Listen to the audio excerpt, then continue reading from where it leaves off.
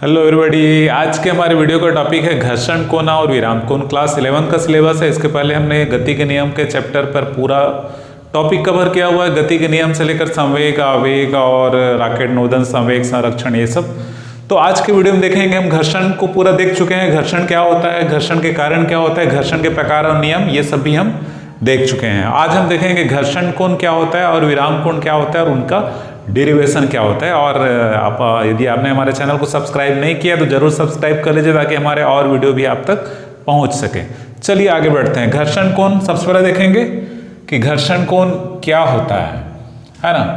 यहाँ पर जैसे ये एक वस्तु है ना, जैसे ये किसी सतह पर रखी हुई है तो इस पर एक बाह्य बल F लग रहा है और इस तरफ Fs स्थैतिक घर्षण या सीमांत घर्षण है।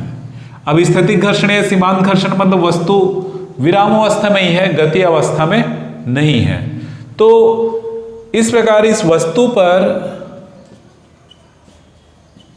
निम्न बल कार्य करते हैं। कौन कौन सा? वस्तु का भार W किस तरफ? नीचे की तरफ, ऊर्ध्वाधर नीचे की ओर। दूसरा और कौन सा बल कार्य कर रहा है? अभिलंब प्रतिक्रिया R ऊपर की ओर।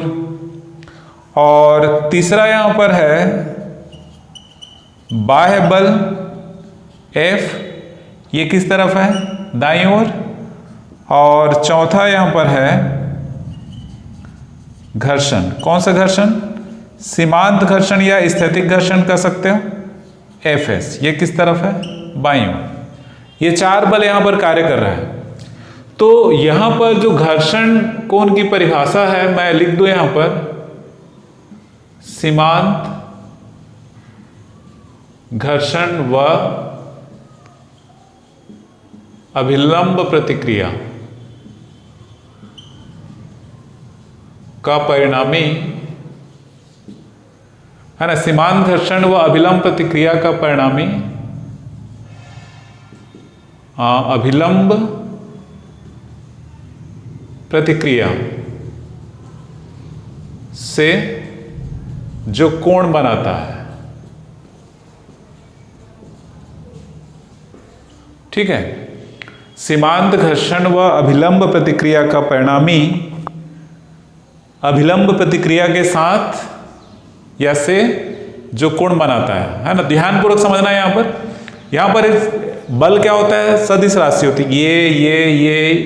ये सभी W, F, R, Fs, ये सभी क्या है? सदिश है, क्योंकि ये सब बल है, ठीक है। तो यहां पर हमको क्या देखना है? यहां पर सीमांत घर्षण मतलब Fs, अभिलंब प्रतिक्रिया मतलब R, इन दोनों का क्या देखना है? परिणामी। इसके लिए क्या करते हैं, इसको मान लो सपोज हम O मान लेते हैं, इधर को A, इसको B और इसको लेकर एक समांतर चतुर्भुज की रचना करते हैं इस प्रकार, ठीक है। तो ये जो C मान लो ये होगा तो OC क्या होगा? ये परिणामी होगा, है ना। समांतर चतुर्भुज सदिशों के योग का समांतर चतुर्भुज नियम ये होता है। ये दो सदिश है तो ये उनका परिणामी होगा जो इनके कटान बिंदु से होकर जाएगा, ठीक है। तो परिभाषा क्या है? सीमांत घर्षण और अभिलंब प्रतिक्रिया का परिणामी क्या हुआ? OC। तो OC है वो OB के साथ जो कोण बनाएगा, ये वाला कोण, ये होगा घर्षण कोण। इसको दर्शाएंगे यहां पर लैम्डा से। घर्षण कोण का संकेत यहां पर लैम्डा लेकर चल रहे हैं, तो इस लैम्डा के आधार पर हम कुछ कैलकुलेशन करेंगे, ठीक है। तो इसके लिए आप वो सब लिख सकते हैं। माना OA OB को दो भुजा लेकर एक समांतर चतुर्भुज OABC की रचना करते हैं, जिसमें OC है वो OA और OB का क्या है? परिणामी है। तो हमें यहां पर चित्र से tan लैम्डा बराबर है ना। हमको इसका मान पता है कितना है?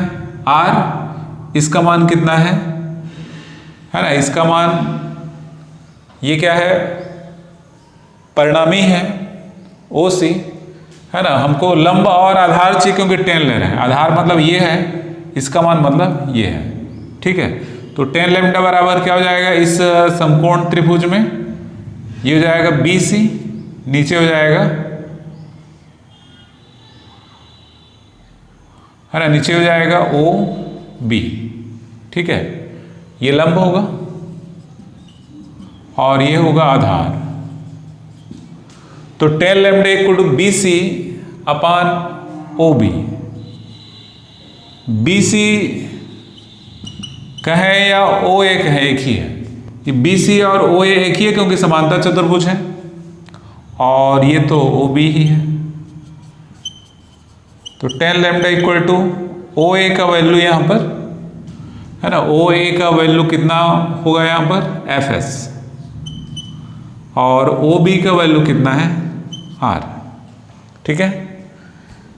और यहाँ पर FS अपान जो R होता है ये होता है μS, है ना। μS क्या है, स्थैतिक घर्षण गुणांक। तो इस प्रकार लैम्डा घर्षण कोण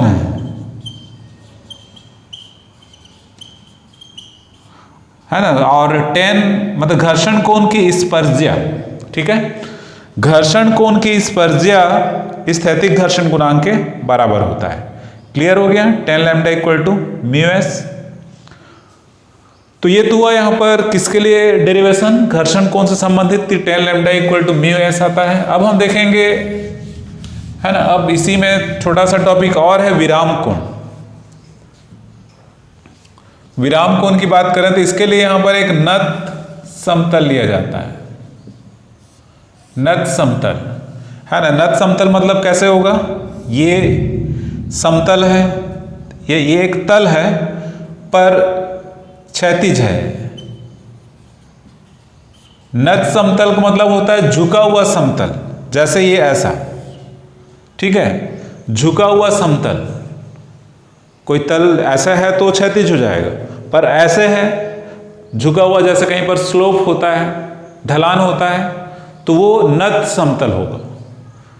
और इस नत समतल पर, है ना, इस नत समतल पर क्या है, एक वस्तु, है ना, ये एक वस्तु हो गया। और ये नत समतल पर वस्तु है, वो कौन सी स्थिति में है, सीमांत संतुलन की स्थिति, ठीक है। सीमांत संतुलन की स्थिति मतलब ठीक फिसलने की स्थिति। जैसे ये वाला जो कोण है, इस कोण को, नत समतल को थोड़ा सा और ऐसे बढ़ा दें और ऊपर कर दें, मतलब इस कोण को और बढ़ा दें, तो ये वस्तु है वो क्या होगा, फिसलने लगेगा। तो नत समतल की स्थिति हम उसी को कहते हैं ठीक फिसलने की स्थिति। थोड़ा सा कोण को बढ़ाएंगे तो वस्तु क्या होगा, फिसलने लगेगा, नीचे आने लगेगा। तो यहां पर वस्तु है वो नत समतल की स्थिति में है। तो इसकी जो परिभाषा है, यदि कोई वस्तु नत समतल पर सीमांत संतुलन की स्थिति में है, तो नत समतल का क्षैतिज के साथ बनाया गया कोण क्या कहलाता है, विराम कोण। इसे थीटा से दर्शाएंगे। एक बार और सुन लो परिभाषा। यदि कोई वस्तु नत समतल पर सीमांत संतुलन की स्थिति में है, तो नत समतल का क्षैतिज के साथ बनाया गया कोण, ये जो कोण, ये नत समतल का क्षैतिज के साथ बनाया गया कोण क्या कहलाएगा, विराम कोण। मतलब थीटा से दर्शाएंगे इसको, ठीक है। तो यहां पर डेरिवेशन करेंगे। मान लो वस्तु का द्रव्यमान m है, तो इसका भार कितना हो जाएगा, इस तरफ mg।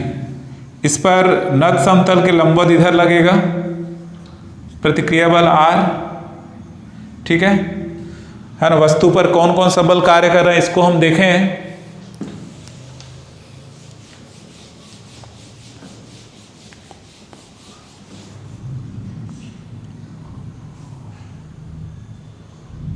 वस्तु पर बल, एक तो m, पहले R को ले लेते हैं, चलो। अभिलंब प्रतिक्रिया आर। ये किस तरफ है? नत समतल के लंबवत है। ठीक है। दूसरा, वस्तु का भार mg, ये किधर है? ऊर्ध्वाधर नीचे की ओर। तो इस केस में mg के दो घटक,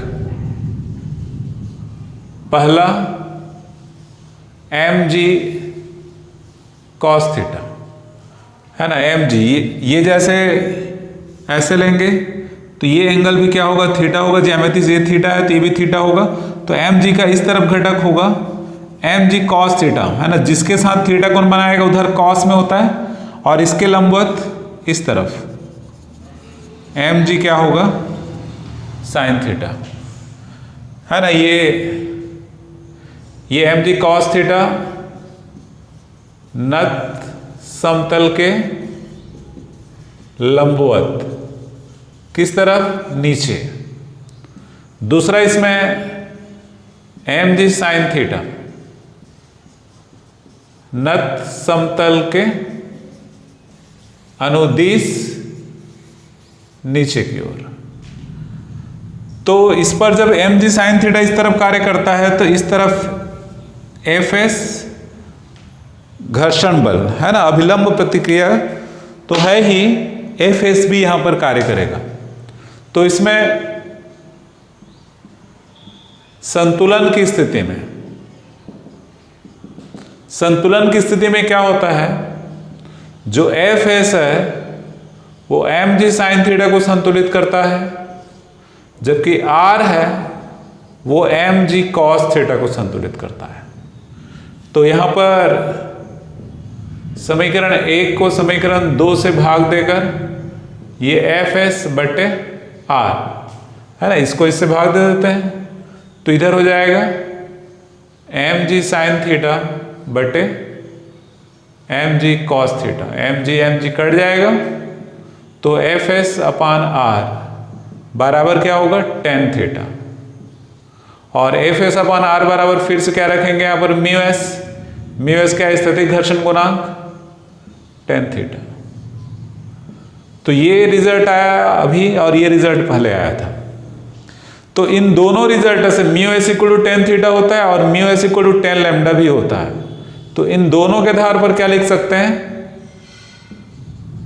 tan lambda equal to tan theta, क्योंकि दोनों ही म्यू एस के बराबर है तो ये दोनों भी आपस में बराबर होगा। tan lambda equal to tan theta. तो इस प्रकार लैम्डा इक्वल टू क्या रिजल्ट आता है?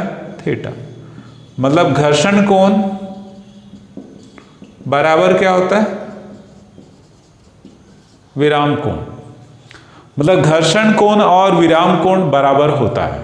ठीक है, ये क्लियर हो गया। ये वैसा ही है जैसे इसमें यदि आप ऐसा करके इसको ऐसा ले लो ना, ये कोण थीटा है, इसको ऐसे बढ़ाओगे तो ऐसा हो जाएगा। तो ये वाला कोण थीटा है तो ये कोण क्या होगा? थीटा होगा। और ये अभिलंब प्रतिक्रिया है, ये सीमांत घर्षण है, इनका परिणामी है, तो ये क्या होगा? घर्षण कोण। इसको लैम्डा लिए थे तो लैम्डा इक्वल टू थीटा तो आ ही रहा है यहाँ पर। तो इस प्रकार घर्षण कोण और विराम कोण आपस में क्या होते हैं? बराबर होते हैं। इसका पूरा परिभाषा हमने देखा, पूरा डिटेल देखा, आपको समझ में आया होगा ऐसा हम समझ सकते हैं। और आपने हमारे चैनल को देखा। Thanks for watching.